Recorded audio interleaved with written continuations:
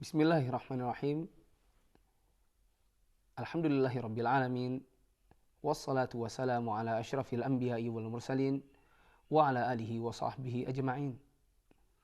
Kaum muslimin, semoga kita semua diberikan taufik oleh Allah Subhanahu wa taala untuk bisa bertauhid dengan benar, menjalankannya, kemudian tidak melakukan kesyirik untuknya, sehingga kemudian kita akan dimasukkan ke dalam surganya. Kita selama ini sering membaca syahadat La ilaha illallah. Setiap hari ketika sholat, dalam duduk tasyahud kita telah membaca Asyhadu an la ilaha illallah. Dalam berbagai kesempatan kita mengucapkan Asyhadu an la ilaha illallah. Tapi kemudian kalau ditanyakan apa maknanya, banyak di antara kaum muslimin yang belum mengetahui makna dari La ilaha illallah dengan makna yang sebenarnya. Banyak di antara mereka sebatas mengetahui bahwasanya La ilaha illallah adalah tidak ada Tuhan selain Allah. Padahal realitanya ada banyak Tuhan yang disembah oleh manusia. Ada Tuhan Yesus, ada Tuhan Bapa, ada Tuhannya orang Buddha, ada Tuhannya orang Hindu, dan bahkan ada Allah sendiri. Namun yang berhak untuk disembah sebenarnya pada hakikatnya hanyalah Allah Subhanahu wa taala. Sehingga makna la ilaha illallah bukanlah semata-mata tidak ada Tuhan selain Allah.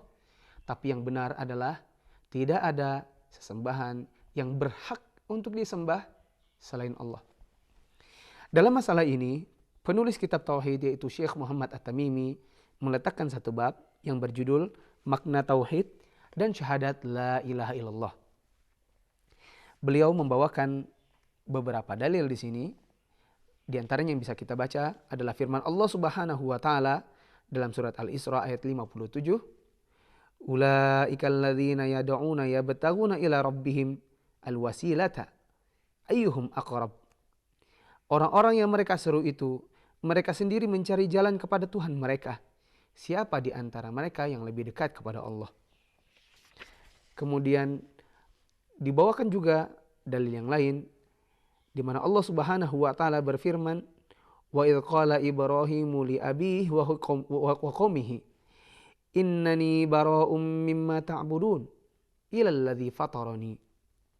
Dan ingatlah ketika Ibrahim berkata kepada bapaknya dan kaumnya, "Sesungguhnya aku membebaskan diri atau berlepas diri dari apa yang kalian sembah, tetapi aku menyembah Allah semata yang telah menciptakan aku." Kemudian Allah juga berfirman, "Ittakhadhu ahbarahum wa ruhbanahum arbabam min dunillah." Mereka menjadikan orang-orang yang alim dan pendeta-pendeta mereka sebagai Tuhan yang disembah selain Allah.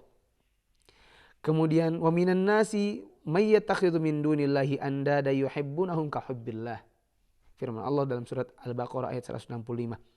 Di antara sebagian manusia ada yang menjadikan Tuhan-Tuhan tandingan selain Allah Subhanahu wa taala.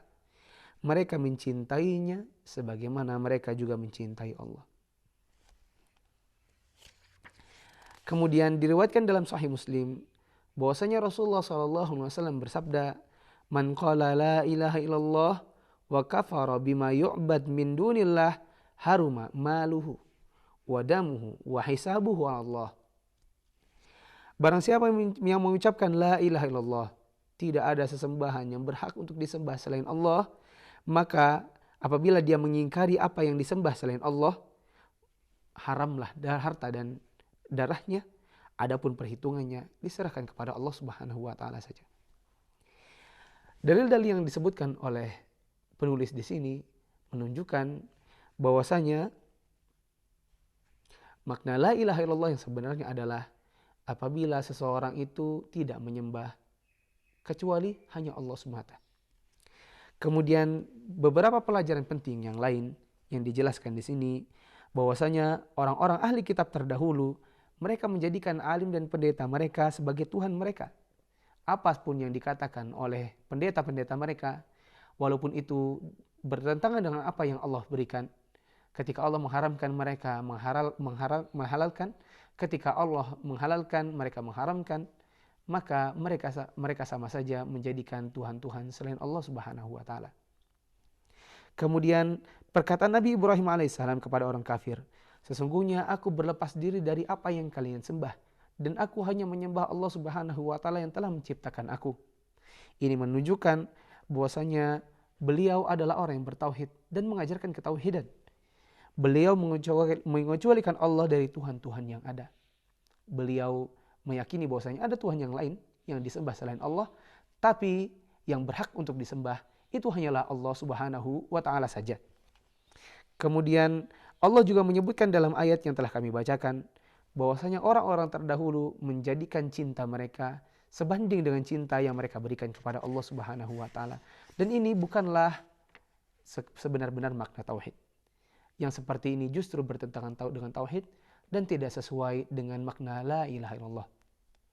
Menjadikan cinta mereka kepada Allah sama dengan cinta mereka kepada yang selainnya, ini adalah tidak sesuai dengan tauhid. Maka apabila seseorang mencintai ayahnya, ibunya, hartanya lebih dari cintanya kepada Allah Subhanahu wa taala, sesungguhnya dia belum memahami makna tauhid yang sebenarnya, dan dia belumlah menjalankan kalimat la ilaha illallah dengan makna yang sebenar-benarnya. Wassallallahu ala nabiyyina Muhammad wa ala alihi wa sahbihi ajma'in.